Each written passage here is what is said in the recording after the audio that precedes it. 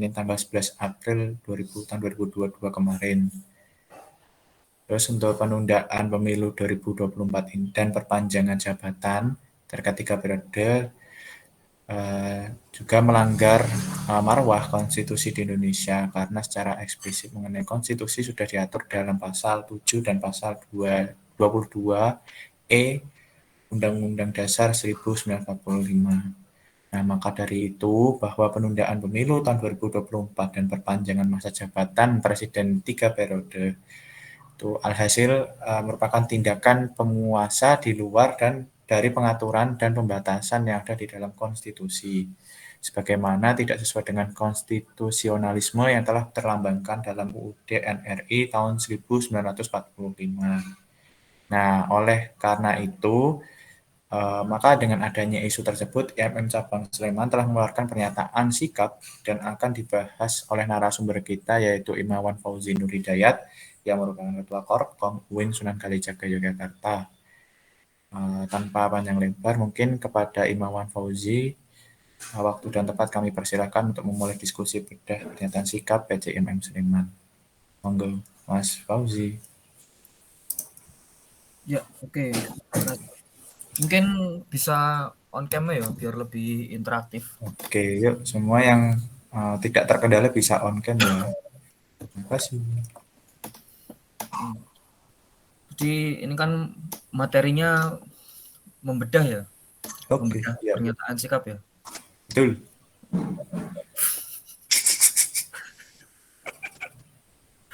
Kok kagak?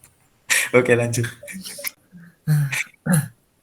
Oke, berarti aku udah boleh berasumsi kalau kalian seenggaknya udah baca kan hasil pernyataan sikap dari hasil pembacaan kemarin.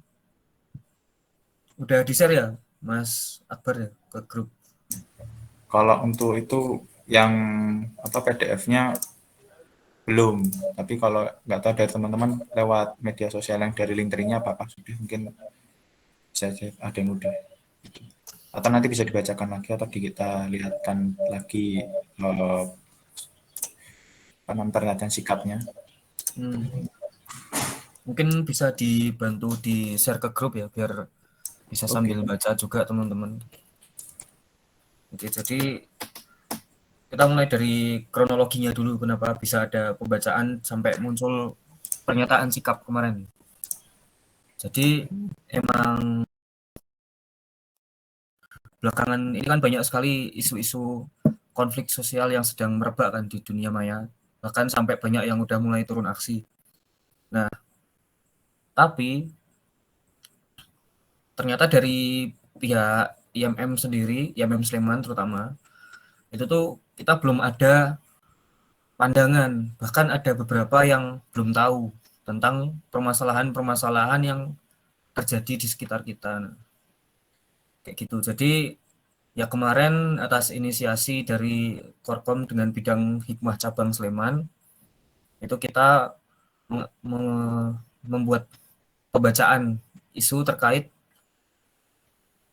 masalah-masalah yang sedang beredar di sekitar kita.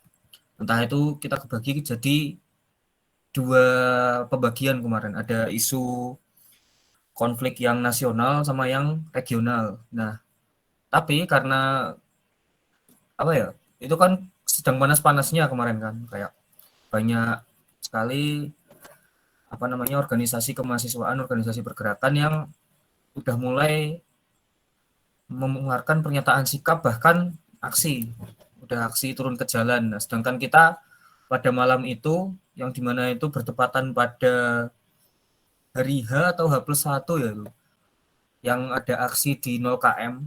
Nah, kita belum tahu apa-apa sebagai sebuah organisasi di lingkup Sleman. Makanya kita kemarin menyingkat untuk berfokus kepada beberapa isu-isu saja yang sekiranya itu urgent dan kita sendiri pun masih bisa punya punya kapabilitas untuk membahas hal tersebut. Jadi kan kalau kita lihat di seruan-seruan aksi yang bertebaran itu kan tuntutannya banyak banget itu. Ada konflik masalah agraria, harga BBM, terus bahan baku pakan dan lain-lain. Nah, kita cuman fokus ke beberapa isu aja karena emang dari IMM Sleman sendiri itu kayaknya apa ya, belum ada yang expert untuk membahas hal-hal tersebut. Jadi kita cuman ngambil tiga isu. Yang pertama itu tentang penolakan penundaan pemilu 2024. Terus yang kedua itu tentang penolakan perpanjangan masa jabatan presiden.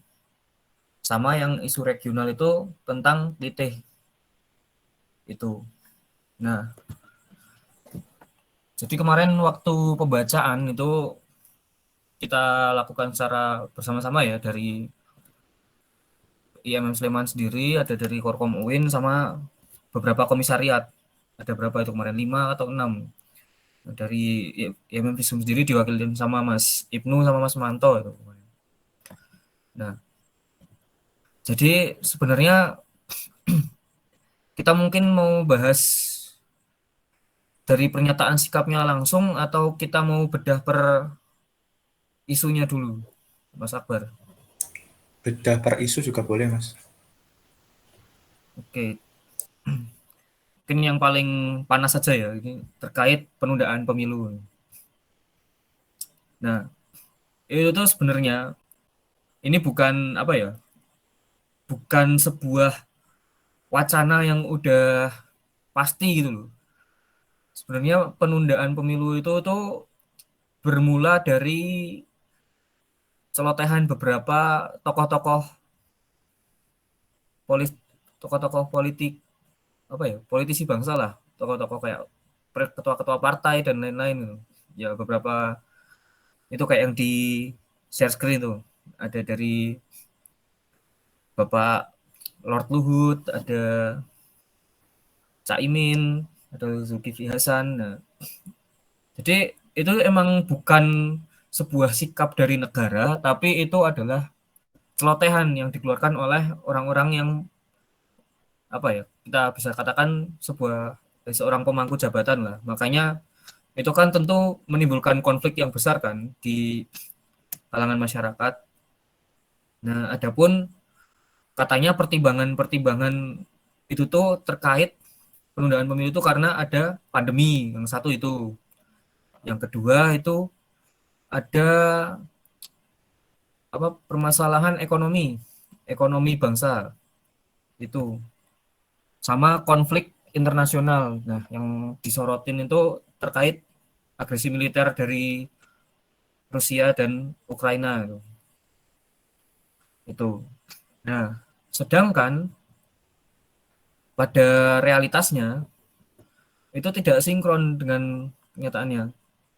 Yang mana pemilu dan apa beberapa tahun yang lalu, enggak beberapa tahun, malah tahun lalu Pak ya, pilkada itu kan diselenggarakan seperti biasa saja.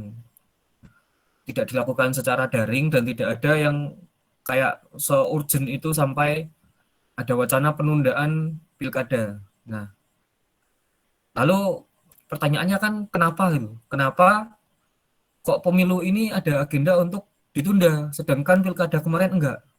Padahal kalau dipikir teknisnya sama. Teknisnya sama, yang milih juga sama. Apa bedanya? Emang kalau pas pilkada kemarin COVID-nya nggak ikut milih apa gimana gitu? Itu yang dari aspek pandemi. Nah, terus yang dari aspek apa namanya, konflik global itu,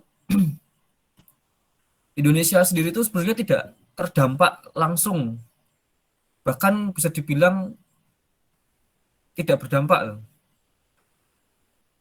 Itu jadi ini apa namanya, opini itu tuh nggak relevan sama apa yang terjadi pada realitasnya. Terus masalah ekonomi, nah itu kemarin Bu Menteri Keuangannya sampai bikin Twitter itu terkait statement itu.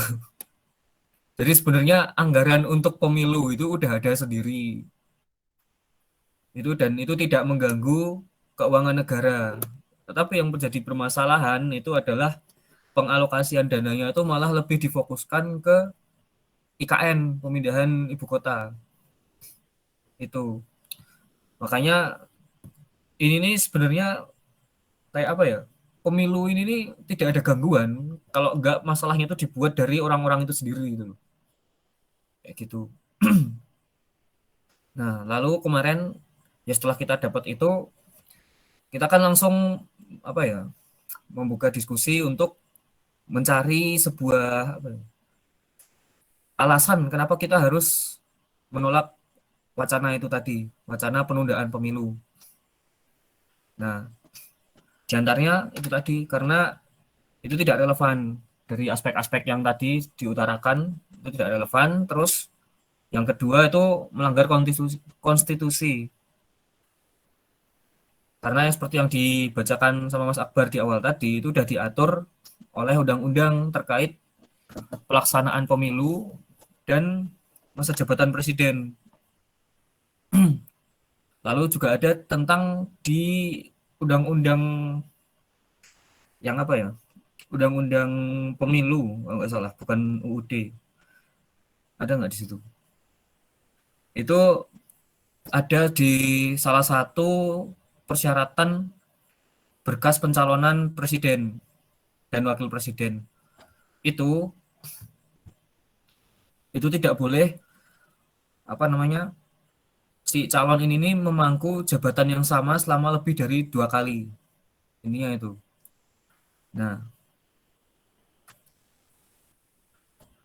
Nah, itu juga sama yang di caps lock itu tindakan penguasa di luar pengaturan. Jadi ini sebuah upaya untuk melanggengkan kekuasaan ya sebenarnya dan mencederai hakikat demokrasi itu sendiri sebenarnya. Yang dimana demokrasi di Indonesia itu kan yang oleh rakyat, dari rakyat untuk rakyat. Nah, tapi hasil dari apa opini itu sendiri kalau direalisasikan itu akan mencederai hakikat demokrasi itu sendiri karena rakyat mana yang menyetujui kalau apa masa jabatan presiden itu diperpanjang. Nah, itu kan sama aja presiden yang menjabat di masa tambahan waktunya itu kan bukan pilihan dari rakyat gitu. Kayak gitu. Nah, akhirnya keluarlah tuntutan-tuntutan yang disampaikan pada pernyataan sikap itu. Nah, kemarin setelah pengkajian lebih lanjut ternyata tuntutan dan apa namanya ya rujukan legalnya itu tuh tentang penundaan pemilu sama penolakan masa jabatan presiden itu tuh sama. Jadi pembacaannya itu topiknya dijadikan satu tapi tuntutannya tetap dua. Gitu. Paham nggak maksudnya? Jadi data untuk memperkuat gugatannya tuh cuman jadi satu, tapi tuntutannya untuk menuntut dua hal tersebut terkait pemilu sendiri sama masa jabatan sendiri. Nah, terus sebenarnya waktu apa namanya narasi 3 periode itu tidak disebutkan kalau itu 3 periode ya, itu cuman kayak extra time, maksudnya penundaan sama pemanjangan masa jabatan presiden. Nah, tapi kebetulan waktu itu siapa yang ngomongnya, Pak Luhut atau siapa? Lupa aku. Itu ngomong kalau masa jabatannya tuh diundur mungkin sekitar 2 sampai 3 tahun. Nah, 2 sampai 3 tahun itu kan udah setengah periode presiden pada umumnya. Bahkan kalau 3 tahun ya lebih kan. Nah, makanya itu digeneralisirkan menjadi upaya perpanjangan masa jabatan jadi 3 periode. Seperti itu. Ya, makanya benar Pak Jokowi ngomong dia nggak bakal nyalon lagi. Karena emang secara konstitusinya itu udah nggak bisa. Dari persyaratannya itu udah nggak boleh untuk mencalonkan lagi karena dia udah 2 kali menjabat sebagai presiden. Kecuali kalau dia mau jadi wakil mungkin itu boleh. Ya kan nggak mungkin lah ya gengsi lah. Maksud dari presiden tahu-tahu jadi wakil. Itu. Mungkin sampai sini ada yang mau ditanyain dulu. Oke teman-teman, terkait pembahasan pertama itu apa namanya isu pemilu yang diundur dan juga perpanjangan periode jabatan dari presiden jadi 3 periode. Mungkin dari teman-teman ada yang ingin ditanyakan atau ada yang kurang jelas sebelum kita lanjut ke topik berikutnya.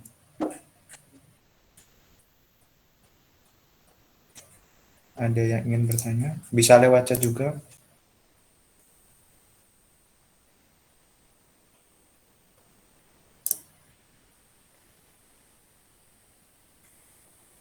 Oke, nggak ada.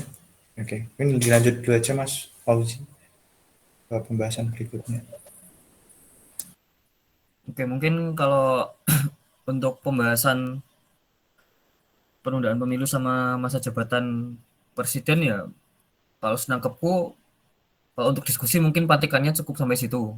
Nanti mungkin bisa dilanjutkan. Nah, mungkin kita bisa langsung pindah ke yang isu regional ya. Isu regional yang disorotin waktu pembacaan itu kan PIT. Nah, sebenarnya PIT ini nih setelah kita kemarin kaji bersama itu tuh ini nih kayak sebuah permasalahan yang membingungkan sebenarnya. Ya mungkin kalau secara kita paham klitih itu apa, kayak contoh-contoh kriminalitasnya ya udah bacok, itu yang bacok terus salah gitu kan. Nah, setelah dikaji lebih lanjut kemarin itu ini nih sebuah hal yang sangat kompleks ternyata, yang bahkan rujukan datanya pun sangat minim. Makanya untuk dijadikan tuntutan yang misalkan mau dibawa aksi audiensi ke Polda atau Polres itu tuh sangat sulit. Terlebih kemarin ada dengar dari cerita dari PCIMM mana gitu di DIY, itu dia ngelakuin audiensi sama Polda DIY terkait klite. Nah, sama polisinya malah keskak. Nah, ini kan oknum-oknum pelaku klite ini kan kebanyakan dari sekolah-sekolah Muhammadiyah kan Mas. Yang jadi sorotan utama kan itu. Mungkin Mas Rama ini selaku pentolannya Morensa bisa memberikan komentar juga terkait itu. Nanti ya. Ya. Nah, di situ malah jadi diem akhirnya katanya mereka, terus tidak menemukan titik terang gitu loh. Polisinya pun sebenarnya juga bingung mereka tuh mau melakukan apa gitu loh, pencegahan seperti apa lagi, soalnya kan sebenarnya kelitih ini nih bukan suatu hal yang rutin ya, kayak ada musim-musimannya gitu loh, kita kita amati beberapa tahun ke belakang lah. Nah, sebenarnya kelitih itu jarang, bukan jarang sih, nggak menentu.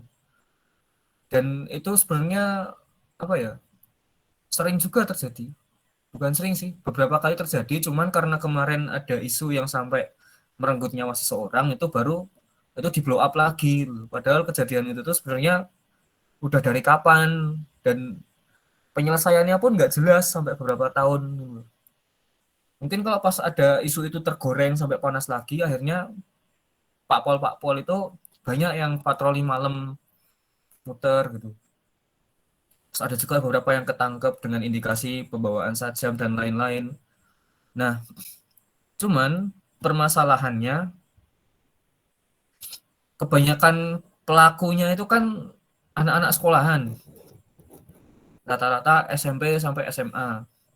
Nah, yang jadi pusing itu ya itu masuk ke kategori anak di bawah umur. Jadi itu tidak bisa dikenakan dengan apa namanya, hukum pidana.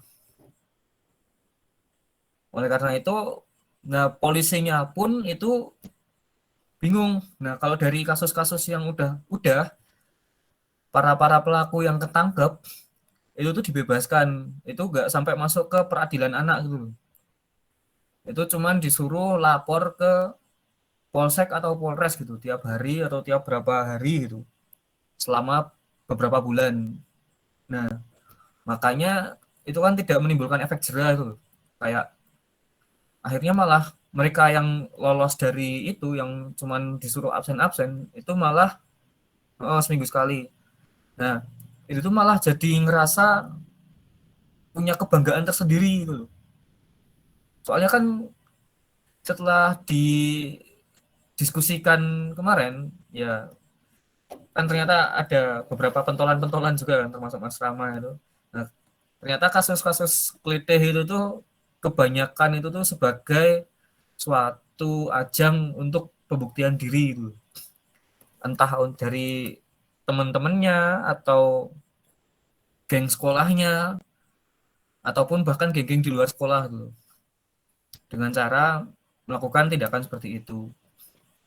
Nah, setelah ditelaah lagi, kebanyakan pelaku itu ternyata berasal dari keluarga yang tidak harmonis. Entah terjadi KDRT di dalamnya atau broken home atau apa. Nah, di mana makanya polisi ini pun sendiri itu tuh bingung untuk apa ya, memberantas kasus kelitih ini karena itu harus diselesaikan sampai ke akar rumput. Kalau kata Mas Ibnu kemarin terkait kasus kelitih ini, kita tuh bisa motong rumputnya, tapi nggak bisa sampai nyabut ke akarnya. Itu.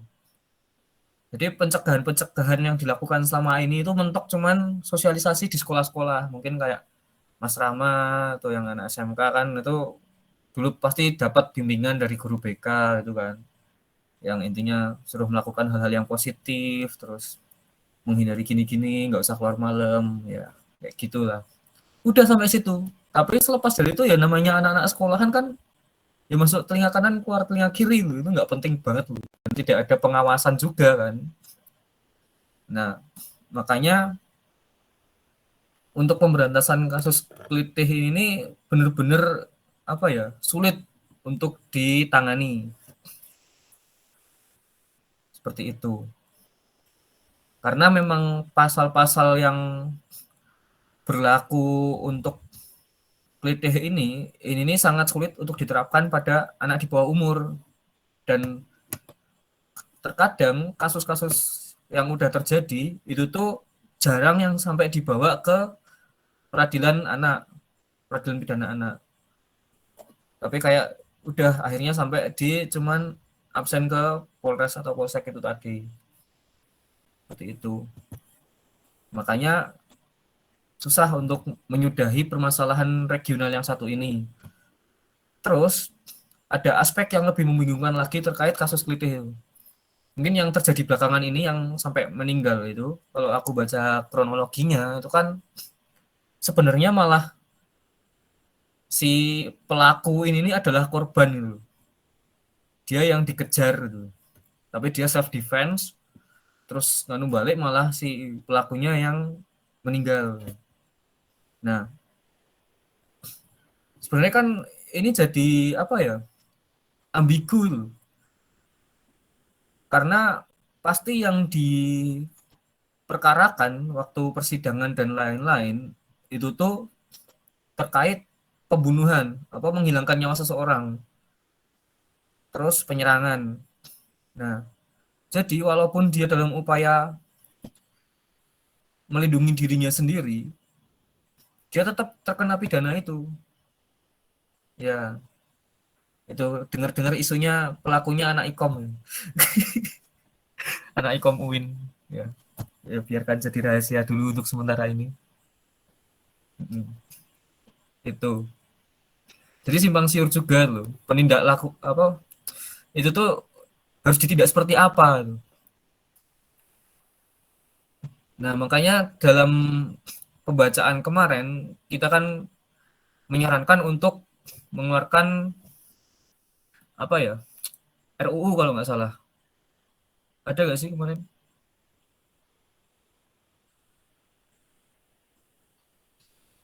Oh, nggak jadi dipakai ternyata.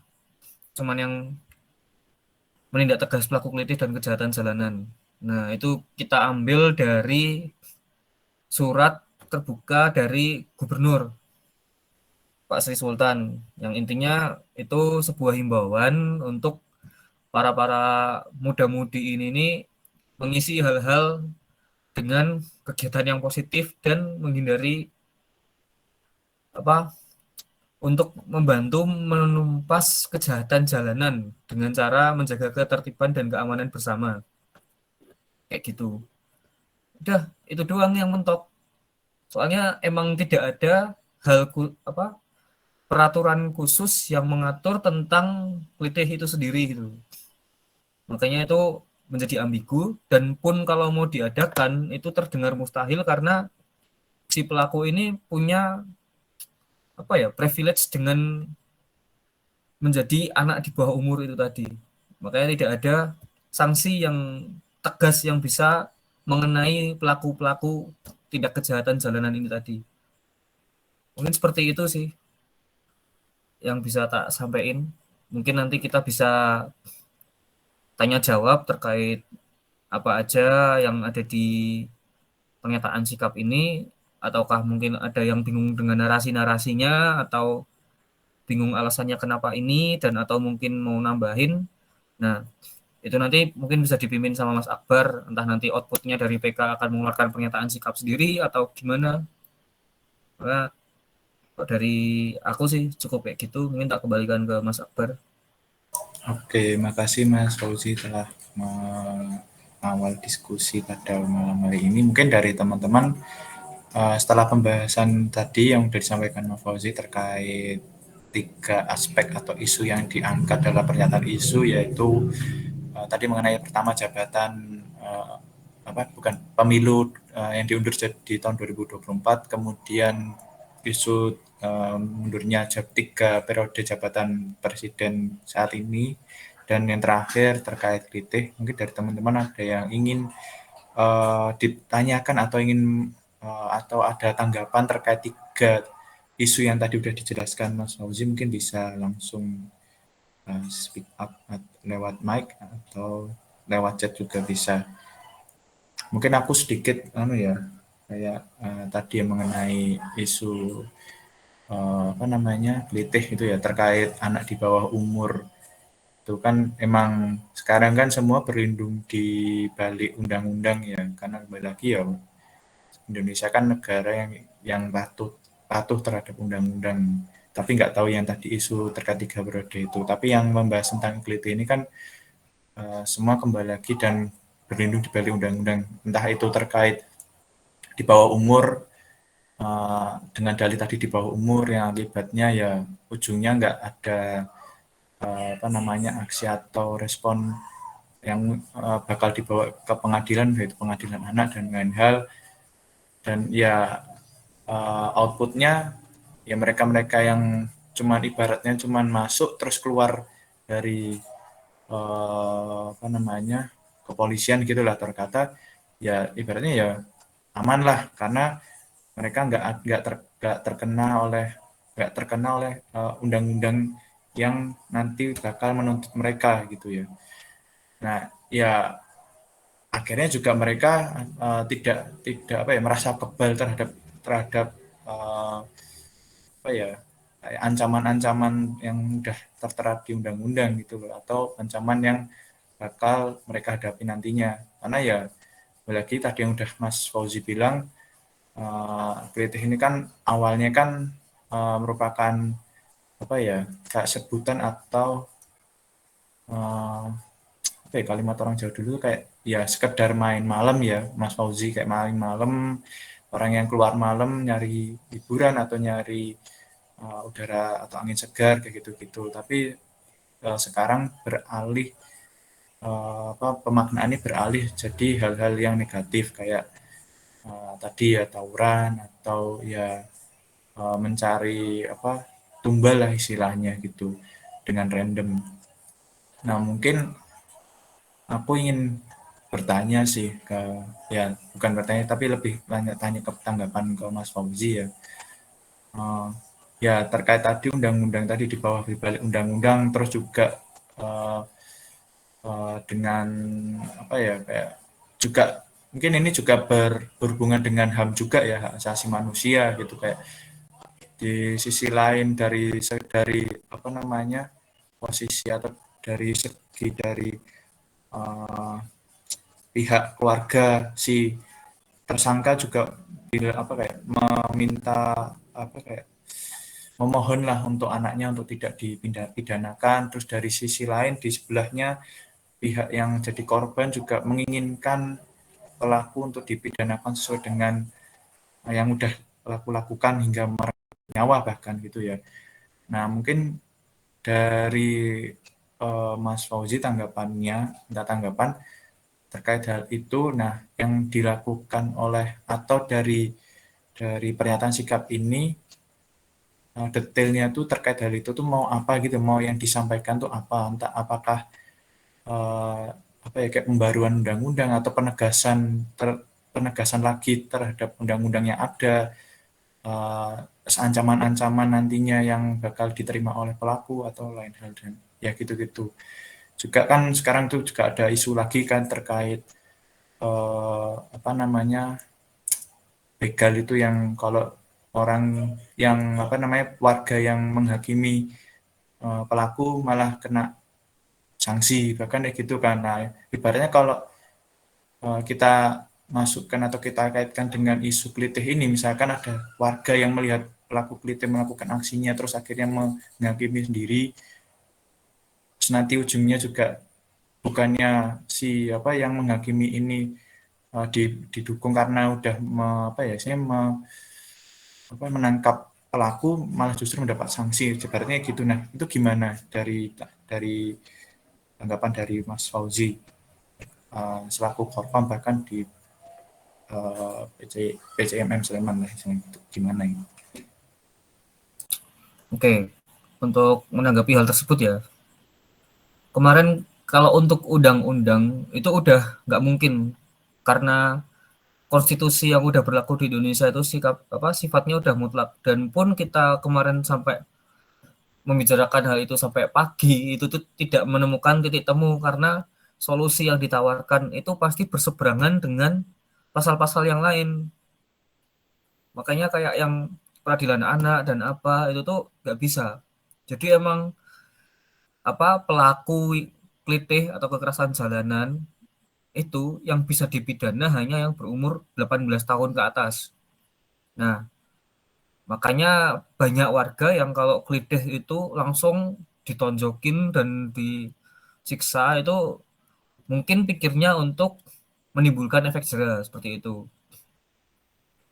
Kalau yang begal, terkait begal tadi, begal kan kebanyakan kasus-kasusnya kan emang dilakukan oleh orang-orang udah berumur ya.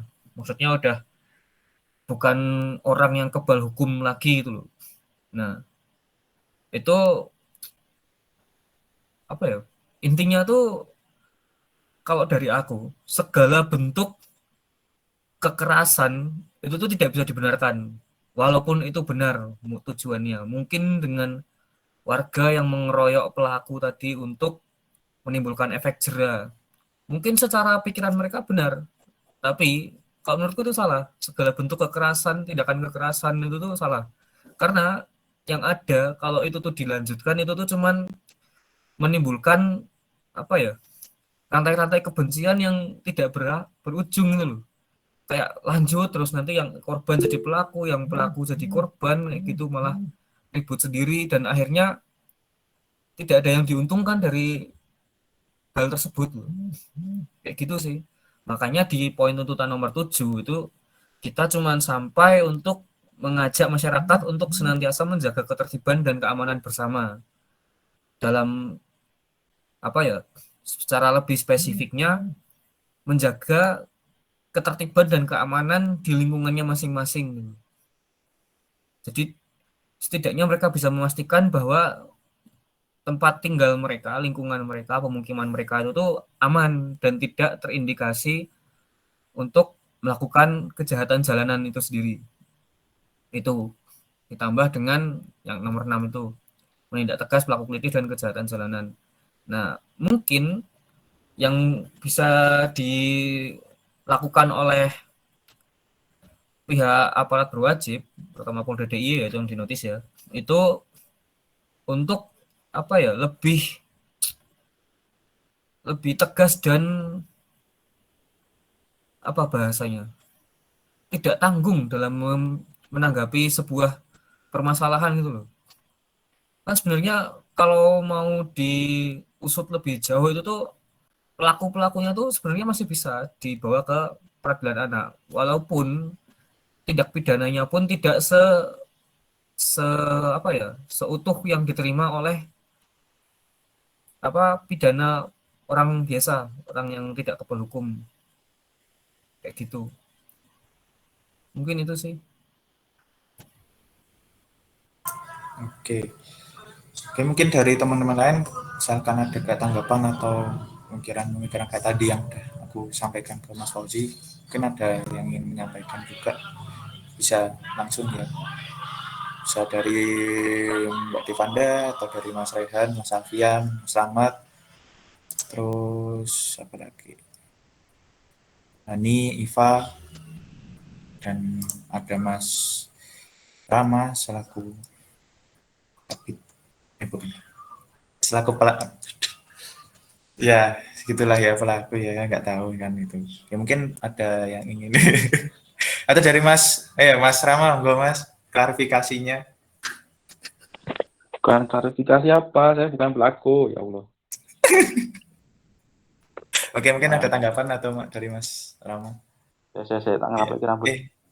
Salah ding, Mas Surya ding, maaf Mas Surya. Iya. Mungkin mungkin bisa berbagi perspektif dari sekolah penghasil pelaku klinik terbesar di Jogja gitu kan. Ya, nanggapi klitih ya, yang akhir-akhir ini meresahkan warga. Salah satunya mencatut nama alumni sekolah saya, SMK dulu, Muhammadiyah 3, Morensa ya. Ternyata yang dibaca adalah seorang SMA ya kalau nggak salah ya. Muhammadiyah juga kalau nggak salah itu, Iya, yang korban Muhammadiyah yang 2. meninggal itu. Ya. Jadi saya klarifikasi di sini, saya bukan pelaku ya, cuman saya pengamat aja yang pengalaman keberadaan gangster di sekolah saya dulu gitu. Terus saya sebenarnya pernah cerita seperti ini di IPM Sleman kalau nggak salah ya, tapi dalam perspektif sosiologi gitu. Cuman ya nggak sampai kepada ranah hukum. Tapi kalau sekarang kan yang paling pelik adalah bagaimana menciptakan hukum yang sampai terintegral, sampai ke akar rumputnya gitu, yang belum sampai kena gitu. Makanya keberadaan gangster di sekolah itu masih tetap ada, walaupun di masa pandemi. Justru di masa pandemi itu kurangnya sisi emosional dari seorang figur ya, guru ke murid juga mempengaruhi, dari keluarga juga mempengaruhi gitu. Dan akhirnya circle sosial mereka pun juga terjalin juga punya pengaruh yang luar biasa gitu, perubahan lah gitu, perubahan sosial luar biasa. Gitu. Untuk masalah gangster sendiri klitih ya. Kalau di sekolah saya dulu nggak ada sih pewacanaan. Kalau biasanya kalau gerombol dari habis sekolah atau istirahat ya itu biasanya gerombol nera di belakang kantin atau bersembunyi di tempat tertentu untuk merokok udut, mabuk dan sebagainya. Itu SMK ya, mohon maaf ya. Saya cuma ngomong berdasarkan SMK, pengalaman. Tapi saya nggak melakukan itu. Saya termasuk orang yang mampu untuk mengatasi hal-hal serupa kayak gitu. Cuman itu ada sebenarnya di Muhammadiyah, di sekolah-sekolah Muhammadiyah itu nggak ada, terutama di SMK gitu. Tapi selama aku dulu di angkatanku ya, udah ada kita udah ada sebenarnya. Ini udah ada gitu. Cuman di angkatanku sendiri di SMK itu nggak sampai tuh orang gerombol gitu kayak ngewacanain kita ya misalnya mohon maaf nih kita kutip ya, ini jangan dilakuin, mabuk gitu misalnya, atau ya nganget ya wah misalnya gitu ke kosnya, ke rumah siapa gitu, misalnya gitu. Nggak ada wacana untuk malam-malam kita keluyuran, bahwa itu nggak ada sebenarnya gitu.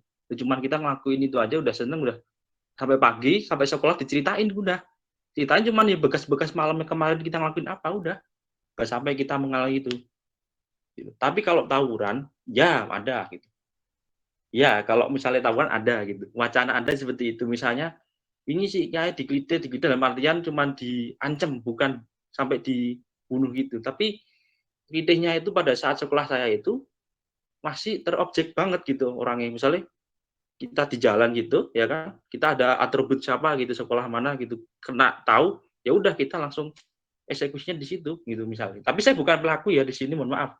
Cuman dalam analisis yang sekolah pernah berikan ya gitu gitu. Terus paginya atau beberapa waktu ke depannya gitu lalu tawuran gitu, saling lempar-lemparan, atau di depan sekolah itu saling bayi-bayiran, udah gitu jalan lempar batu dan sebagainya. Tapi kalau gini sekarang itu dia nggak menyasar ke atribut, dan ada juga gitu kan. Ya masih ada atribut, ada juga yang enggak gitu. Tapi pelakunya, cara melakukannya itu lebih ekstrim sekarang pada dulu. Kayak gitu. Kalau dalam sosiologi dosen saya pernah mengatakan bahwa wah kasus kelitih ini sangat kompleks gitu. Kalau dulu Jogja itu ada geng besar namanya Joksin ya, kalau teman-teman pernah dengar itu, atau Kizruh gitu. Itu kalau dalam zaman era 90-an ke bawah itu ya mereka era-era cuman ya sebatas berandal kayak gitu doang, cuman dia masih punya moral gitu. Mereka melakukan tawuran juga iya gitu. Cuman mereka nggak terlalu kebangetan lah sampai cara merekrut anggotanya itu dengan cara melukai orang atau menghilangkan nyawa enggak. Mereka menyelesaikan dengan cara berantem, ketemu ayo nendi, gelut, senggel, des, tapi rasa mati. Cuma luka doang, ya udah aku menang. Terus aku paling tuane di sini gitu. Ya gitu. Jadi ada pengakuan lah, identitas gitu. Pengakuan, secara pengakuan. Dan mereka mencari pengakuan atau kalau sekarang kita sebut sebagai krisis identitas. Mungkin remaja lebih ke arah situ, ke arah krisis identitas gitu. Mereka refleksikan sesuatu itu mereka nggak punya tempat dan caranya salah. Nah gitu. Mungkin makanya polisi itu bingung juga gitu. Cuma sebenarnya kalau kita mau saranin gitu, kita mau desak polisi, mungkin polisi bisa lebih apa namanya, jangan cuma patroli aja, tapi melakukan sosialisasi kepada masyarakat atau pemerintah gitu, ke arah atas gitu. Mereka, misalnya contohnya seperti ini, kita mau mengusulkan untuk memberikan ruang ekspresi bagi para remaja. Sekarang sekolah mana yang di era pandemi ini bisa memberikan ruang ekspresi? Bentuknya seperti apa kalau virtual? Enggak, mereka lebih suka untuk keluyuran gitu. Mereka jenuh di rumah. Mereka masa bosan dan sebagainya. Di rumah pun ada beberapa yang keluarganya, mohon maaf nih ya, punya masalah juga, entah masalah sosial, masalah ekonomi dan sebagainya, itu yang mempengaruhi juga gitu. Di masyarakat juga sama. Kadang ada masyarakat yang terlalu agamis juga, ada anak-anak yang tidak terlalu ke sana ya ikut canggung, akhirnya mereka cari orang lain gitu atau gerombolan yang lebih sesuai dengan fashion dia. Ada satu gerombolan atau lingkungan yang terlalu apa namanya premanis misalnya gitu ya. Orang-orang yang nggak suka terlalu kayak gitu juga mencari kehidupan sesuai dengan yang ia sukai gitu juga ada gitu. Jadi ini pengaruhnya kompleks ya. Benar kalau kata Mbak Poji tadi, pengaruhnya kompleks sekali. Cuman ya kalau saran cuma tadi, kalau bisa ya pelaku-pelaku PTih ini ya berikan sosialisasi lebih jelas, lebih kena lagi melalui relasi kuasa juga, melalui sentrasi pemerintahan dari pemerintah pusat ke misalnya ke gubernur, ke tingkat lagi ke kabupaten gitu, kecamatan, lalu ke kelurahan, kelurahan nanti ke ya kepala dusun-dusun, duku-duku, ke duku nanti ke RT-RT-nya sampai ke para tokoh-tokoh masyarakat. Ini penting banget. Di tempatku ya mohon maaf ya banyak sekali ya yang juga kalau malam gerombol maku ini juga ada. Cuma nggak sampai tuh orang-orang di antara itu tuh melakukan kejahatan lebih ekstrim. Karena apa di situ ada tokohnya. Kalaupun tokoh itu juga melakukan ya mau maaf, mabuk, dan sebagainya. Cuma mereka mampu untuk menggiring itu tetap produktif. Nggak sampai melakukan kegiatan yang di luar normatifnya wilayah itu gitu. Ketemu orang tua masih unggah-ungguh, iya gitu. Itu ada gitu gitu.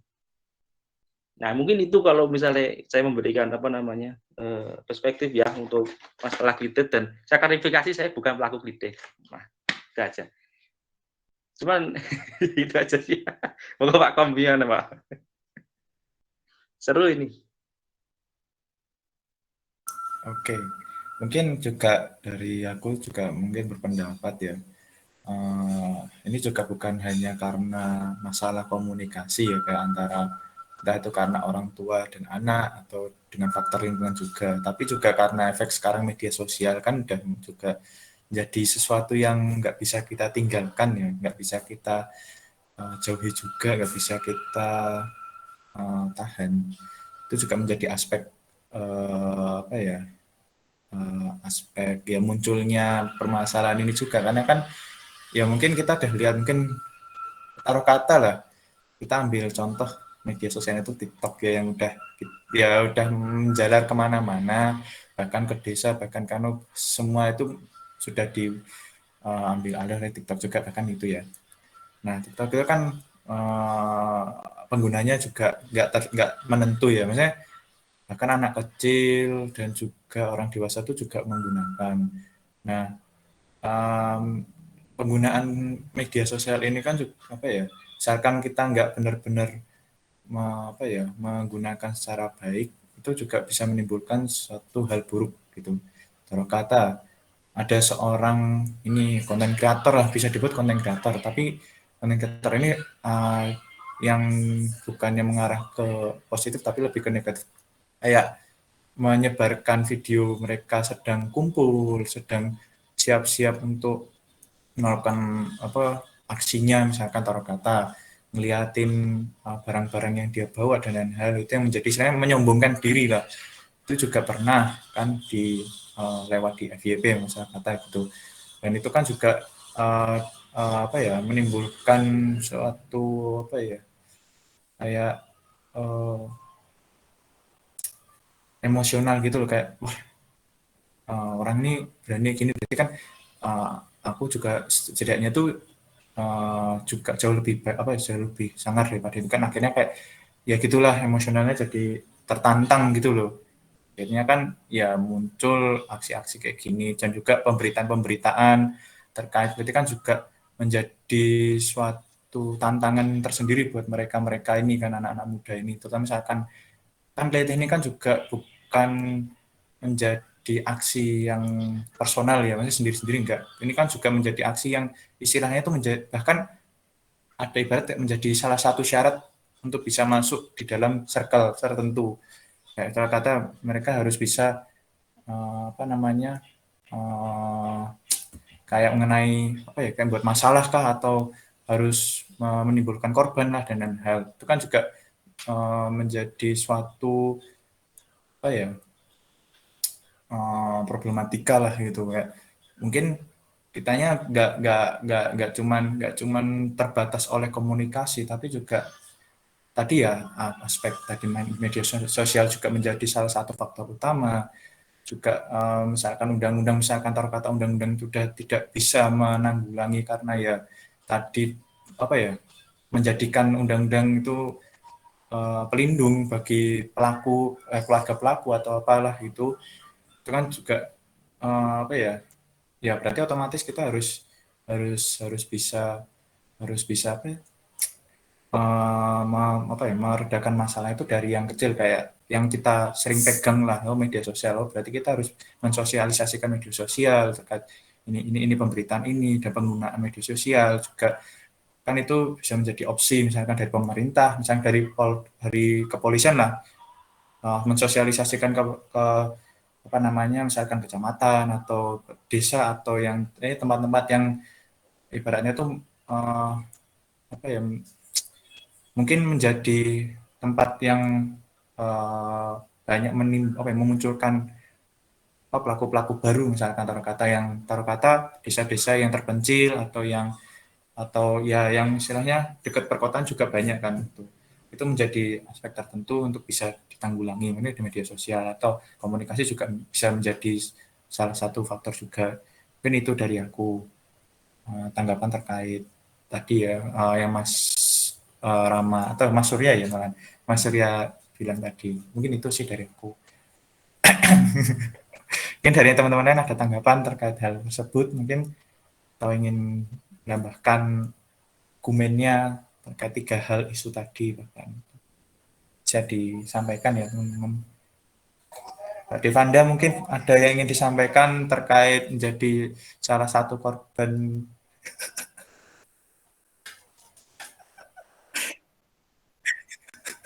Ya barangkali korban gitu dari narasumber kah atau dari orang-orang sekitar sini. Oh Semia ya, aduh Semia ya, ampun ya. SMK perempuan ya, kayak perempuannya ya, ya udahlah. Kayak ada mungkin dari Mbak Vidya Ganda ada tanggapan kah terkait isu tadi, 3 isu tadi, mungkin jadi waduh. Ya dari Mas Rehan mungkin yang banyak sekali memberikan chat di grup, mungkin juga tadi sempat nggak bilang nggak terima ya, karena tadi vandalisme Morensa merebak sampai mana-mana yang akhirnya uh, sekolahnya Mas Rehan nggak terima, mungkin bisa menjelaskan Mas Rehan. Ya. Coba bahaya. Mas Rihan itu juga salah satu anak STM yang terkenal di Jogja ya. Pascal kan? Pascal, astagfirullah, ya wis bener. Di skill loh lagu ini. Pascal, oh ya Pascal karo Morensa ya wis lah. Yoncen Mungkin Mas Ketua Geng bisa Mas Yanto bisa langsung datang. Mas Yanto iki sapa tuh? Ya jenengan niku.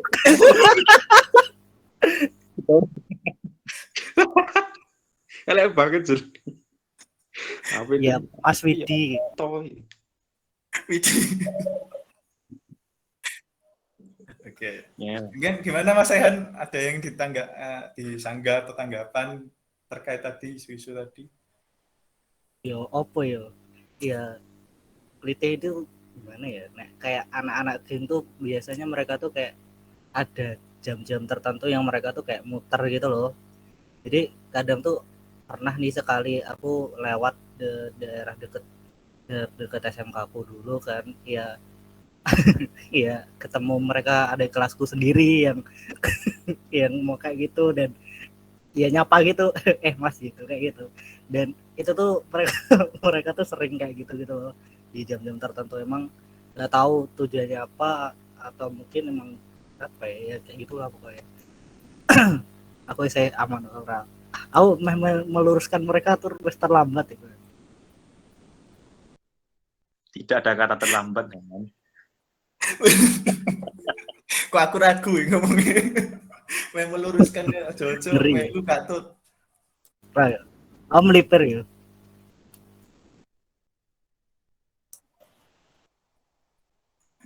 Lanjut Mas Rehan. Bali suka pribumi ketemu adik kelasnya Dewi lagi mubeng loh. Ya seperti itu sih. Jadi biasanya tuh kalau misalnya bentrok antar geng yang terjadi di antar sekolah tuh kayak gitu biasanya, kayak waktu sekolah satu lagi muter ketemu sekolah lainnya lagi muter juga, terus kayak nggak tahu tiba-tiba kayak wah kayak sekolah Morensa kayak kayak weh gitu. Itu model-modelnya itu kayak gitu. Misalnya kayak wah baru pandang ngarep sekolah gitu, misalnya kayak gitu. Biasanya kayak gitu yang sering terjadi. Bau-bau sepertinya udah sering melakukan ya waktu SMA ya, SMK deh. Ampun mas. Aku di karo Mas Yanto lho.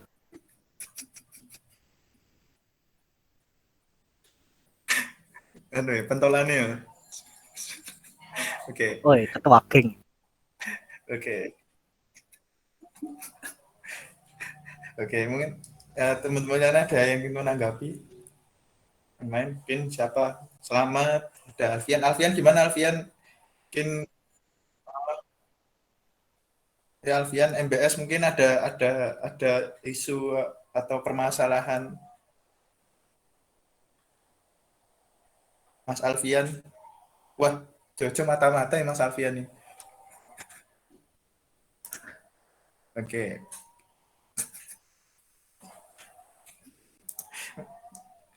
Modelannya nggak rugi ya. Oke, teman-teman mungkin ada sekali lagi ada yang ingin mau nambahkan atau enggak? Nambahin dikit. Oke, monggo Mas Fauzi.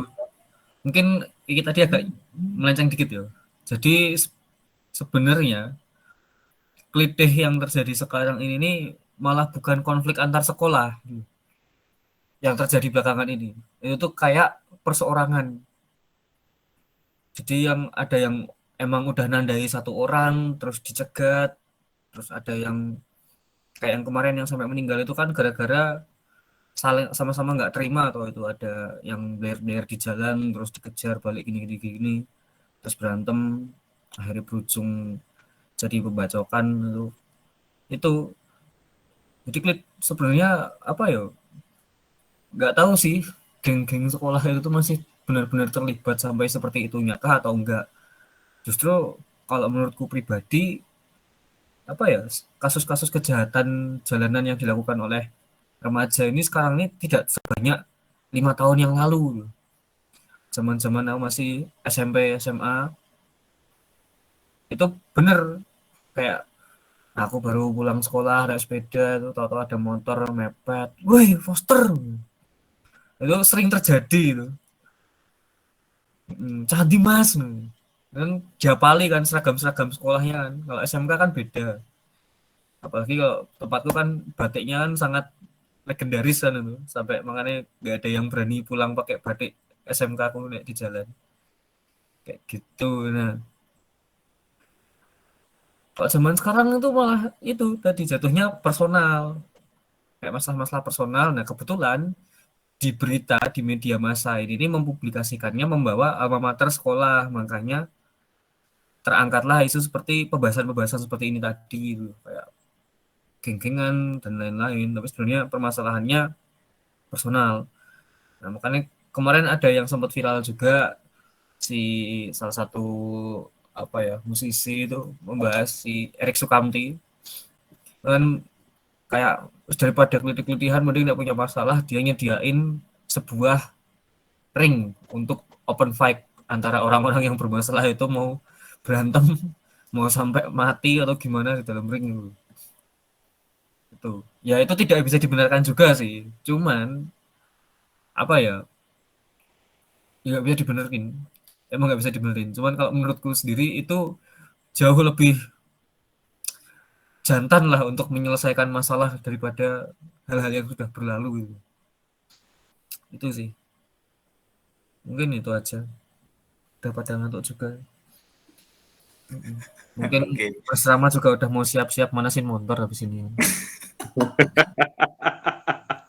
Ngawur. Ya, Hati-hati. ngelitih. Foster, hati-hati ya Foster. Oke. Ya mungkin oke, mungkin dah malam juga, pembahasan kita juga udah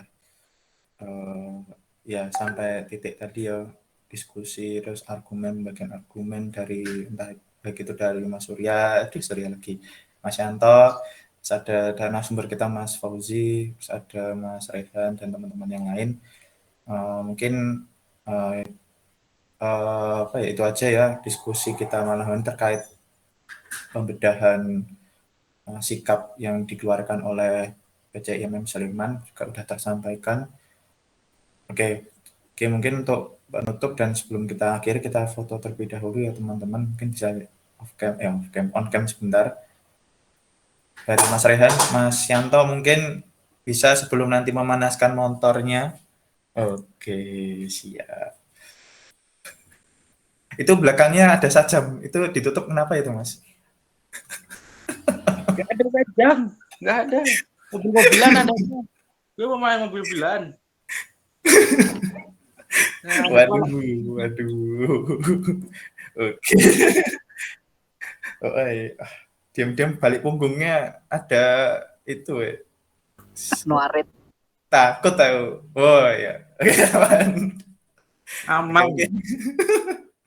Oke, mungkin kita foto sebentar ya. Mungkin dari Mas Rehan bisa on cam, Mas Ahmad Mujadid, Selamat sama Hani. Kalau nggak bisa juga nggak apa-apa. Oke, ya, nggak apa-apa. Mungkin kita mulai aja ya. Siap? 1, 2, 3. Oke, satu kali lagi bentar. Oke, nggak apa-apa nih. Oke, mungkin satu kali lagi. 1, 2, 3. Oke, makasih teman-teman yang udah mengikuti diskusi dari awal sampai akhir dan juga mengikuti ya itu diskusi tadi ya. Dari aku mungkin cukup sekian. Terima kasih juga untuk narasumber Mas Fauzi yang udah mengawali diskusi kita tadi. Juga teman-teman terima kasih udah meluangkan waktunya. Mungkin dari aku cukup sekian. Akhir kalam, billahi taufiq wal hidayah. Wassalamualaikum warahmatullahi wabarakatuh.